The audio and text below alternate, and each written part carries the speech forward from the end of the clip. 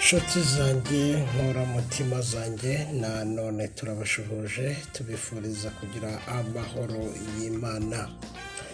Imana ni ubwenge kweri, Imana ni ubwenge. Yafashe ibyo mbura ibigushyiramo, ifata ibyo ubura ibishyira muri ngewe. Mu yandi magambo bivuga ngo turakeneranye, umuntu wese akeneye mugenzi we. Nk'uko rero mubizi, tugenda tubagezaho amakuru atandukanye y'iyobokamana cyangwa se ya gospel. Kuri uyu munsi rero tukaba tugira ngo tubanze tubisegureho gato ku mpinduka nto yabayeho kuri tekinike ku bijyanye n'izina, nk'uko mwagiye mukomeza bidusaba muri benshi ku bijyanye na SCIM3 TV. Kuri uyu munsi rero izina rikaba ryamaje guhinduka, bikaba bitakiri SCIM3 TV, ahubwo akaba ari Hozana TV. Hozana TV rero akaba ari ryo zina ryiza twabahitiyemo nyuma y'ibitekerezo byanyu. Nizere rero ko iri zina rizakomeza kugenda ribogwa neza kandi riborohera mwese nk'uko mwabyumvishe muri introduction yacu. Imana yafashe ibyo tubura ibibashyiramo, ifata ibyo mubura ibishyira muri twebwe. So turakeneranye. Twinjire ku makuru yacu y'uyu munsi. Turavuga ku bijyanye n'iyobokamana ariko mu gisata cya gospel cyangwa se kibijyanye n'abahanzi, aho kuri uyu munsi tunyarukira mu gihugu cya Mozambique. Nk'uko twababwiye ko tuzajya tugira dutya tukanyarukira mu bihugu bitandukanye ndetse no mu migabane itandukanye.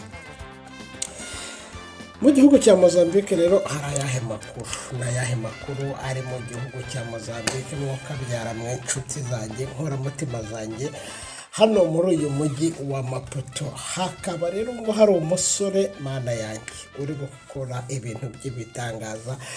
Uyu musore w'imyaka 27 y'amavuko akaba rwose ngo afite udushya twinshi cyane dutandukanye yateguriye Abanyarwanda, Abarundi ndetse n'abandi bose babasha kumva uru rurimi, harimo ndetse n'abakoresha igiportige cyane ko ari cyo gikoreshwa muri iki gihugu. Yabateguriye igitaramo, ni igitaramo kidasanzwe ukurikije uburyo uyu muhungu cyangwa se uyu musore rwose uri gukora amateka abivuga. Ni igitaramo rero tuza kugarukaho mu kanya giteganijwe ku itariki ya 27 z'uku kwezi kwa 10 twatangiye k'uyu mwaka wa 2019. Tuboneraho kandi kubifuriza kugira ukwezi gushya, ukwezi k'umugisha, ukwezi kwihirwe. Uyu musore rero Bizimana Francois mana yanjye ni umusore w'umunyarwanda ufite amateka atangaje, wabaye umucuranzi igihe kinini muri korali Muhima ya ADEPR ndetse akaba yarabaye na perezida wa worship team yo kuri ADEPR Muhima. Ngo kuri ubu yaba ari umuhanzi ku giti cyiwe, noneho aho yagiye asohora indirimbo zigiye zitandukanye zasohotse zagiye hanze.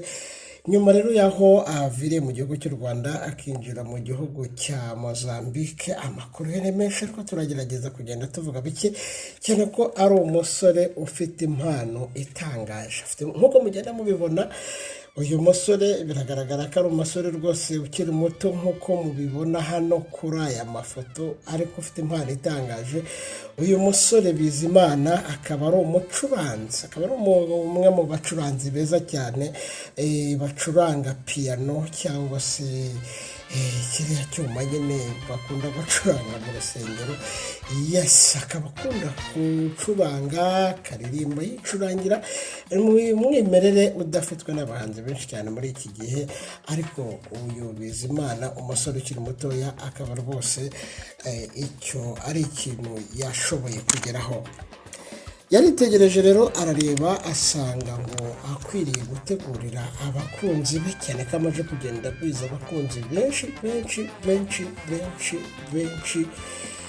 muri iki gihugu cya Mozambique. Bakunzi ba Hozana TV rero twagira ngo tubagezeho amakuru y'umuhanzi Bizimana Francois ukomeje kugenda akora ibintu bitangaje muri iki gihugu, ngo yaba yateguye igitaramo gikomeye kitezwe n'abanyarwanda benshi muri iki gihugu cya Mozambique.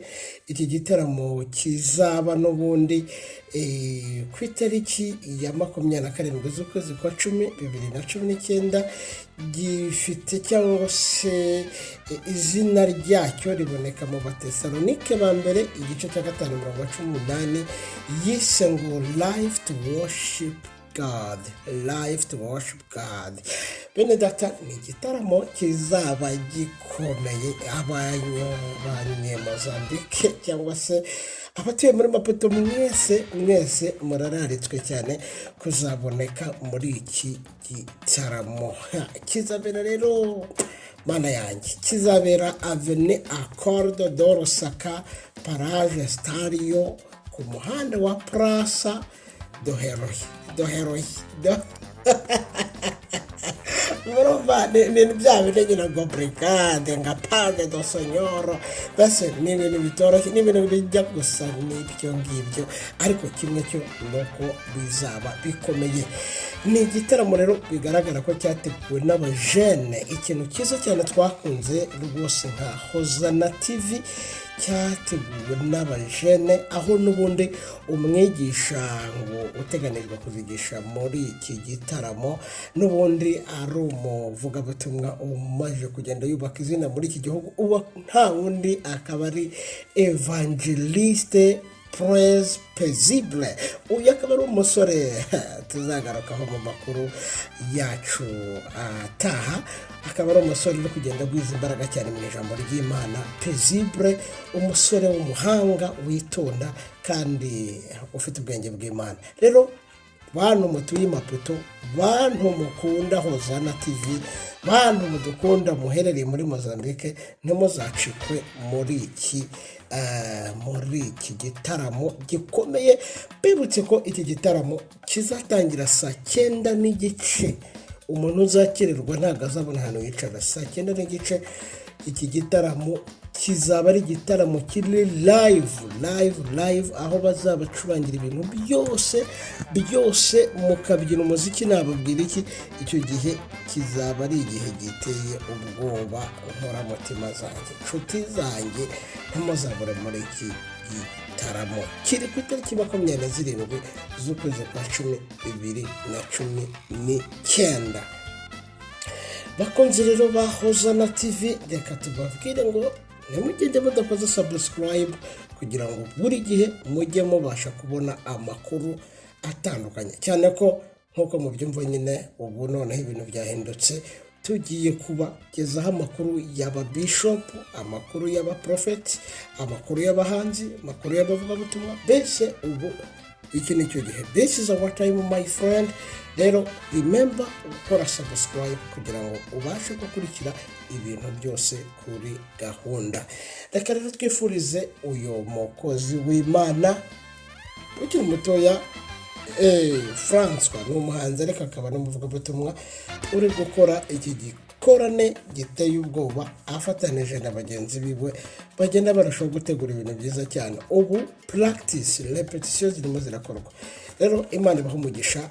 Reka tubifurize gukomeza kuryoherwa n'ibiganiro bya Hozana TV. Bye bye.